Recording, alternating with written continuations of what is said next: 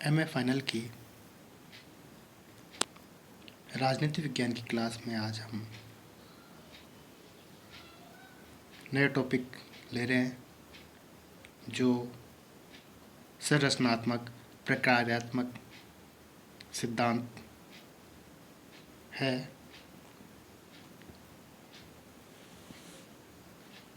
इस जो उपागम है यह संयुक्त राज्य अमेरिका में जो व्यवहारवादी क्रांति है उसके परिणाम स्वरूप सेकेंड वर्ल्ड वार के बाद इस उपागम का जन्म हुआ। यह उपागम राजनीतिशास्त्र में जो समाजशास्त्र है उससे आया है। इसका प्रचलन राजनीतिक पद्धति की अवधारणा के अपनाए जाने के बाद बहुत तीव्र गति से हुआ है। तुलनात्मक राजनीति के वर्तमान विकास जो स्वरूप है उसको निर्धारित करने में जो ये उपागम है इसका विशेष योगदान रहा है। राजनीतिक पद्धति के इस मॉडल का प्रतिपादन मुख्यतः आमंड के द्वारा किया गया था। साथ में कोलमैन का नाम भी आता है। संरचनात्मक प्रक्रियात्मक उपागम व्यवस्था विश्लेषण की जो कमियां थी उनको दूर करने के लिए दिया गया था।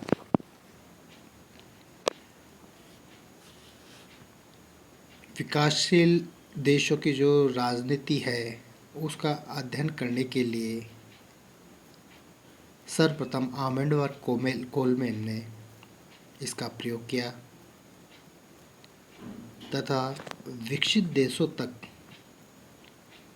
सीमित होने के कारण आमंड ने इस उपागम को अपूर्ण माना और पावेल के साथ मिलकर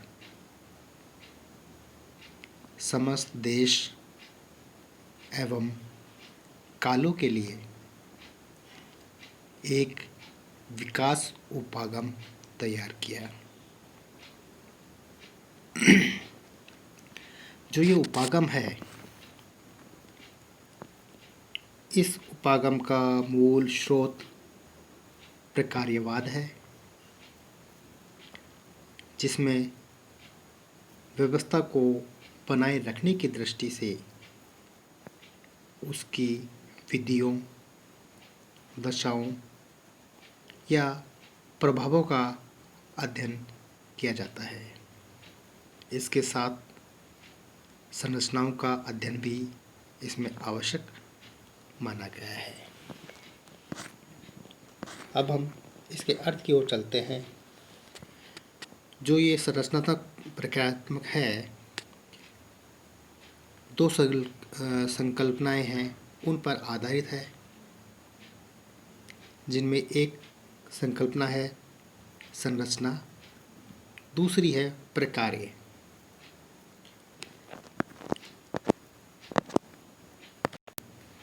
संरचनात्मक जो प्रक्रियात्मक उपागम है इससे हमारा तात्पर्य संरचनाएं हैं उनके आधार पर प्रकार्यों का अध्ययन या प्रकार्य जो हैं उनके आधार पर संरचनाओं का अध्ययन। कुछ राजनीतिशास्त्री संरचना पर अधिक बल देते हैं तो कुछ प्रकार्यों पर। इसलिए संरचनात्मक जो प्रक्रियात्मक उपागम है उसको समझने से पहले संरचना और जो प्रकार्य है उसको समझना आवश्यक है। तो हम इसके पहले पॉइंट संरचना स्ट्रक्चर की संकल्पना की ओर चलते हैं। संरचना से जो तात्पर्य है कि किसी संगठन की संरचना, ढांचा या बनावट से है। राजनीतिक विश्लेषण में संरचना राजनीतिक व्यवस्था के प्रकारों के निष्पादन की अवधारणा को कहा जा सकता है।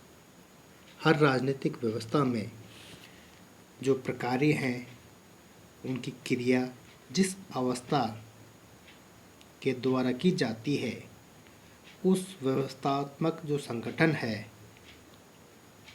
उसे संरचना का नाम दिया जाता है। इस अर्थ में कोई भी संगठन प्रकार्य विशेष का निष्पादन करने पर ही संरचना कहा जाएगा।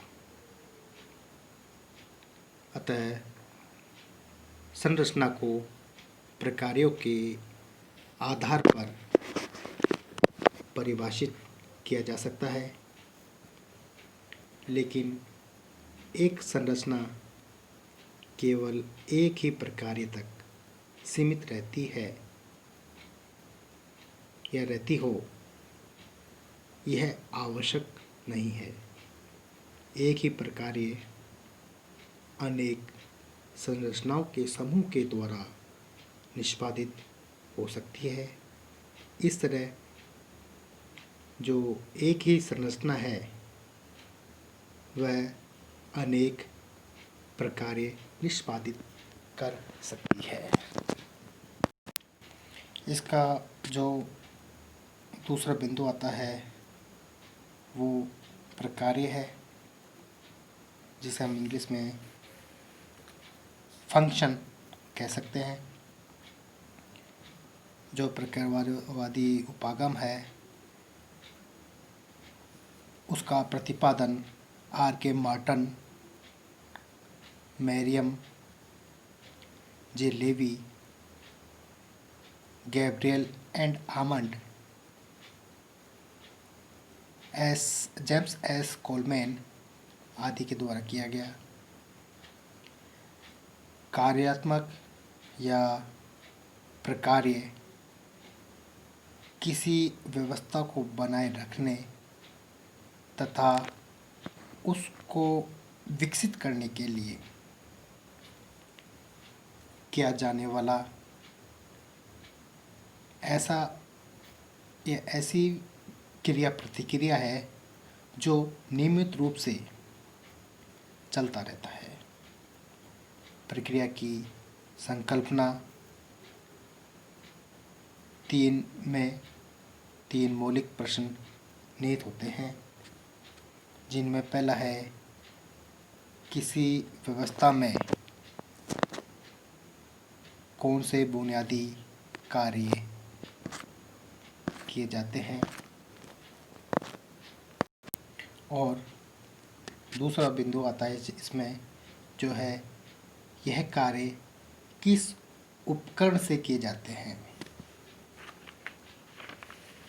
तीसरा किन परिस्थितियों में इन जो प्रकार्य है उसका निष्पादन किया जाता है। इस प्रकार ये संरचनात्मक प्रक्रियात्मक सिद्धांत है जिसके अर्थ के बारे में हमने जाना,